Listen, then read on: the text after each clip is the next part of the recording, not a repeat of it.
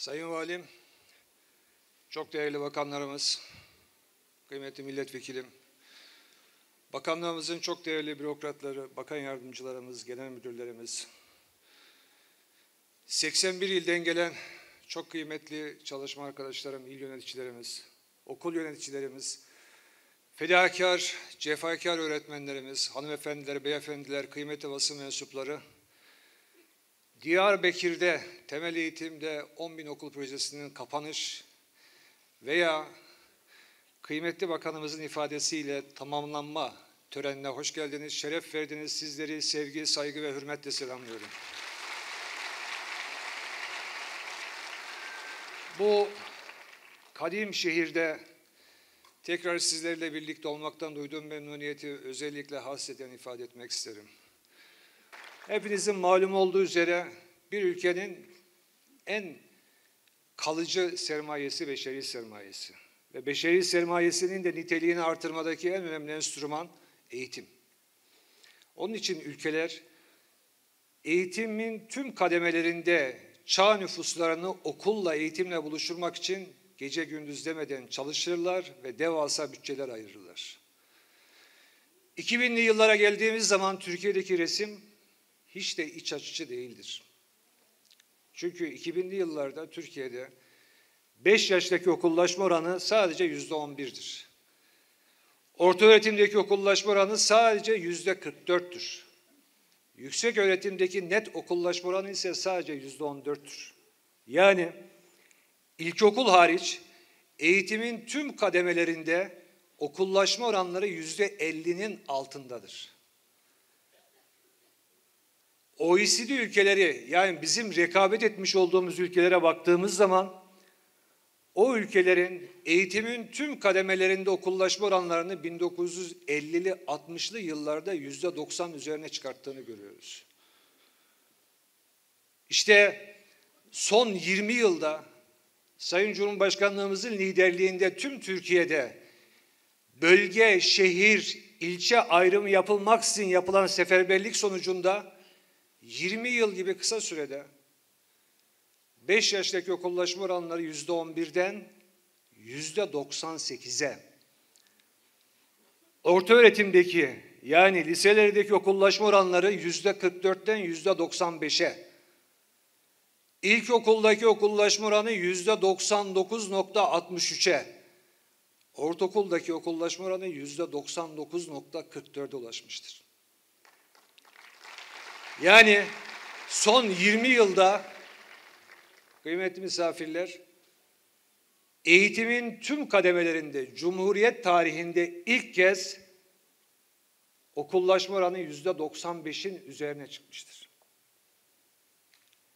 Yani son 20 yıl beşeri sermayenin en verimli bir şekilde değerlendirildiği bir döneme tekabül etmektedir. Milli Eğitim Bakanlığı olarak gelinen noktada eğitimimizi çok daha iyi noktalara taşımak, kalitesini artırmak için 3 noktaya ağırlık verdik. Birincisi, eğitimde fırsat eşitliğinin güçlendirilmesi. Bunun için hepinizin malum olduğu üzere 2 tane ana odak noktamız oldu. Birincisi, okul öncesi eğitimin yaygınlaştırılması. Hepinizin malum olduğu üzere okul öncesi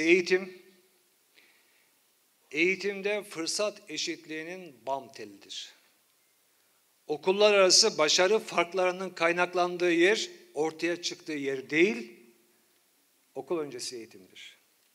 Düşünün, 2000'li yıllarda 5 yaştaki okullaşma oranı %11. Yani %89'unun okul öncesi eğitim erişimi yok. Okul öncesi eğitime erişenle erişmeyen arasındaki fark ne zaman ortaya çıkmakta? Okul başladığı zaman ortaya çıkmakta. Eğer eğitim sistemi bu farkı telafi edemezse o zaman avantaj, daha fazla avantajı, dezavantaj ise daha fazla dezavantajı üretmekte ve başarı farkını müthiş bir şekilde artırmakta. İşte eğitim sistemimiz aslında yıllardan beri bu okul öncesi eğitimdeki erişim kısıtlığından çekiyordu. 6 Ağustos 2021 tarihinde tüm Türkiye'de 2782 tane bağımsız anaokulu vardı kıymetli arkadaşlar. 2782. Biz bu projeyi başlattığımız zaman 3000 tane anaokulunu bir senede yapmak üzere yola çıktık. Bakın 2782, bir yılda 3000 tane bağımsız anaokulu. Ve Emine Erdoğan hanımefendinin himayesinde projemizi başlattık. Amacımız neydi? Amacımız şuydu. 3 yaştaki okullaşma oranlarını, 4 yaşta okullaşma oranlarını mümkün olduğu kadar OECD ortalamasına yaklaştırmak. 5 yaştaki okullaşma oranını ise mümkünse %100'e ulaştırmak 2022'nin sonunda. Bakın rakamlar o kadar hızlı bir şekilde arttı ki aslında tanıtım filminde bile eksik rakam geçti. Sabah rakamları aldım. Bir sene içerisinde 2321 tane bağımsız anaokulu yapmışız. 2321. 16.100 ana sınıfı yapmışız. Normalde 5 ana sınıfı bir anaokuluna tekabül eder. Dolayısıyla 16.100 ana sınıfı 3220 tane bağımsız anaokuluna tekabül etmektedir. 2321'i de buna ilave ettiğimiz zaman bir yıl gibi kısa sürede 5541 bağımsız anaokulu kapasitesi oluşturmuşuz. Milli Eğitim Bakanlığı'nın yılda 50 ile 70 arasında anaokulu yaptığı bir geçmişe baktığımız zaman gerçekten bu sessiz bir devrimdir. Devrimin yansımalarını rakamlardan da görüyoruz. 3 yaştaki okullaşma oranı %9'dan %16'ya. 4 yaştaki okullaşma oranı %16'dan %37'ye.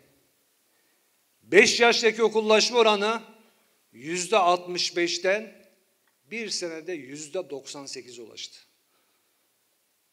İşte bu mevcut yatırımlar inşallah devam edecek. Bu tamamlandığı zaman 5 yaştaki okullaşma oranları ilk kez %100'e ulaşmış olacak.